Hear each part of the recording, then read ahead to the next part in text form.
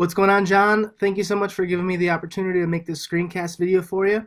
My name is Chris, and I am an independent marketer. I've been doing digital marketing for the last 2 years, specifically concentrating on the service-based niches like contracting, construction, roofing, plumbing, dumpster rental, even stuff like that. So I wanted to do it this way because you never know who you're talking to on the other side of that computer.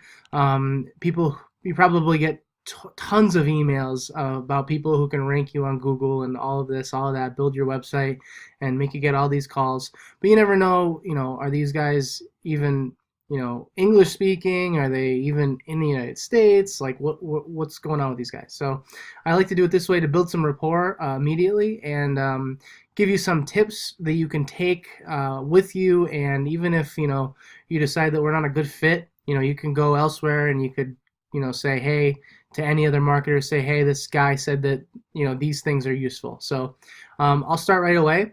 I see that you're from Henrietta, New York, which is a suburb of Rochester.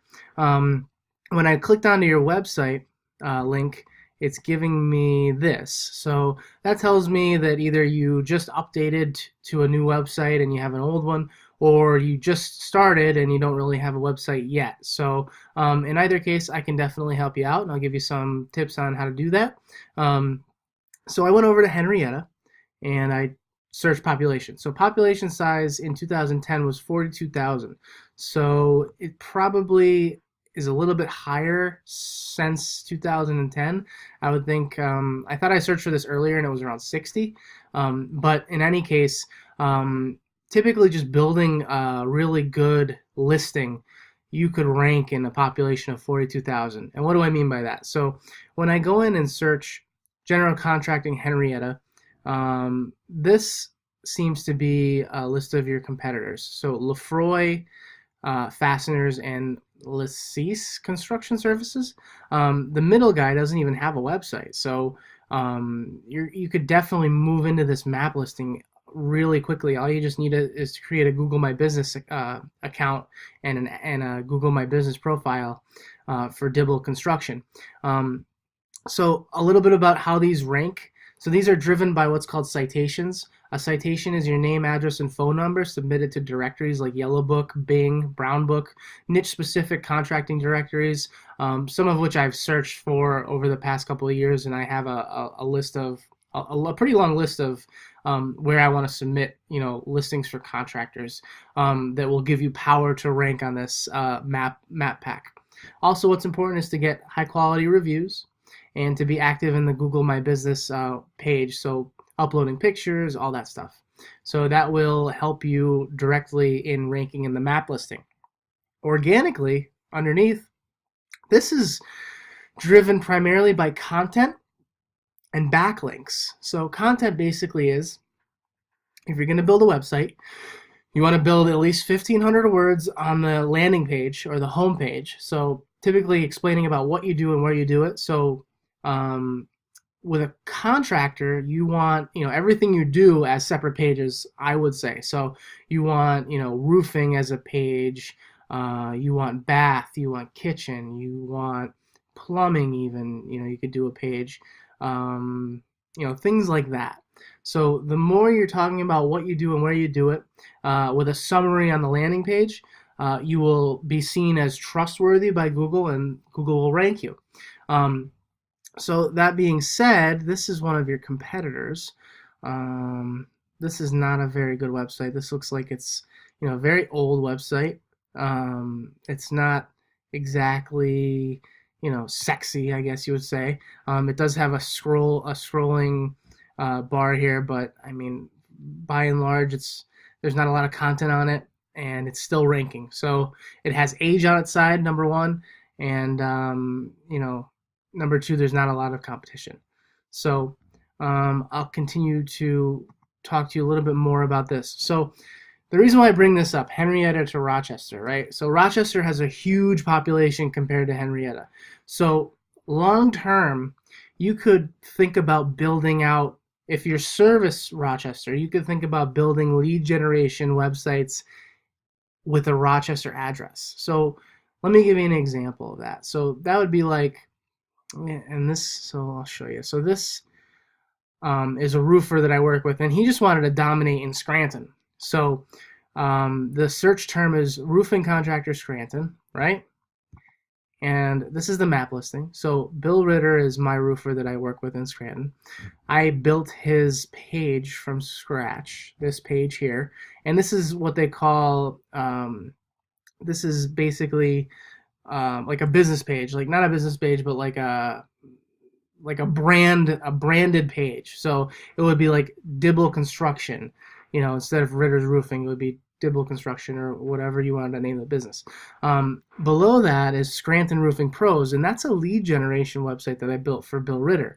So basically our tactic is to dominate the maps and get 2 out of 3 at least ranking. So this, it doesn't matter what you're calling yourself, as long as you have something on your website that says doing business as, Ritter's Roofing, doing business as Scranton Roofing Pros, something like that, and you'll be okay. Legally you can call this whatever you want. It's just, it's just Google. You're not going to go to Google jail or anything. So basically, if you can you can think about this in a few ways. You can, set up a lead gen site that's like, you can do like a Rochester Roofing or Rochester General Contractors or Rochester Roofing Pros. You can do that way, or you can do it like this. You can do like Henrietta Bath or Henrietta Kitchens or something like that. You can name it whatever you want, and because you have the keyword in there, you'll be ranking for that keyword when people are searching for kitchen contractors or bath contractors, stuff like that. So this is an example of a lead generation website. So the sole purpose of the lead generation website is just to rank, nothing pretty about it. That's why it's not really pretty. I have a lot of content on these pages, and these pictures are optimized. It just tells Google that I'm, I know, I am trusted. I know what I'm doing. A lot of keywords here on the landing page. So sole purpose for a lead gen site is to generate leads. It's not to look pretty. It's just to get your phone ringing. These phone numbers are tracked. So I buy a tracking number so we know what comes in and what comes out. Similarly, but the other end of the spectrum is a branded site. So a company in New York called Foam Equity wanted to work with me. They do spray foam insulation. So they wanted a branded site. They didn't want a lead gen site. So this is an example of a nice looking mobile friendly branded website. So it has their brand, their logo on the top. It has good, clean content. It's really nice, put together really well. Has a video in it, Lapola they use, contact form, and they're from Wallkill, New York. I don't know how close that is from you, but a really nice page. It came out really nice. I like the colors. So they were very happy with this. But it's sort of to build their brand. It's not just to generate leads, if that makes sense. So with that being said, I think that you have a couple of things you could think about. You could think about, first of all, creating your website, because it's very important to be on the internet and having your business, your brand up there. I build websites, I rank websites, I build lead generation websites, I do AdWords, I do Facebook ads, all those sorts of things. And I'm a smaller entity. I'm not a big company. So you have that working for you. I'm only working with a team of 4 others. So a lot of dedication to your business. I'll send this over. I'm about 10 minutes in. If you have any questions, don't hesitate to give me a call, and I will talk to you soon. Thanks a lot.